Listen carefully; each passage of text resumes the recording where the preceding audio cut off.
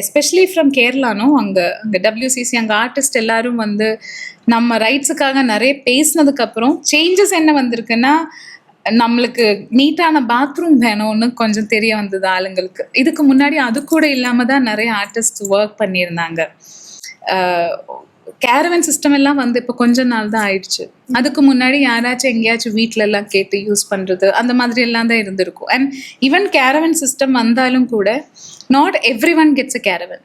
And இந்த technicians இருக்கும், female technicians அவங்களுக்கு. ஸோ அதெல்லாம் இப்போ கொஞ்சம் யோசிக்க ஆரம்பிச்சிச்சு ஆளுங்க. என்னன்னா அது நம்ம பேசி பேசி பேசி பேசி சொல்லி சொல்லி சொல்லி தான் அந்த தாட் ஆளுங்களுக்கு வந்திருக்கும். இப்போ ரீசென்ட்லி கௌரியோட சைஸ் நம்ம சொல்லி சொல்லி தான் ஆளுங்க அதை யோசிப்பாங்க. யாருமே வந்து அது நம்ம சொசைட்டி அப்படி நம்மளை பத்தி யோசிச்சதே கிடையாது. பொண்ணுங்கன்னா வீட்டுல குழந்தைங்களை பார்த்து உட்காந்துவாங்க, அவங்க வீட்டுல அப்படிதான் நம்ம எல்லாரும் கேட்டு வளர்ந்துருக்கோம், நம்மளே கண்டிஷன் பண்ணியிருக்கோம்.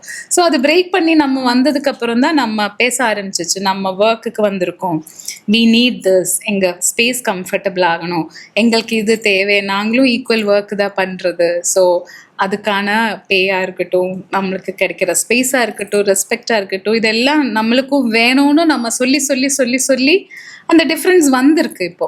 பட் அது இன்னும் ஃபுல் ஆகலை. அது இன்னும் நிறைய போக வேண்டியதா இருக்கு.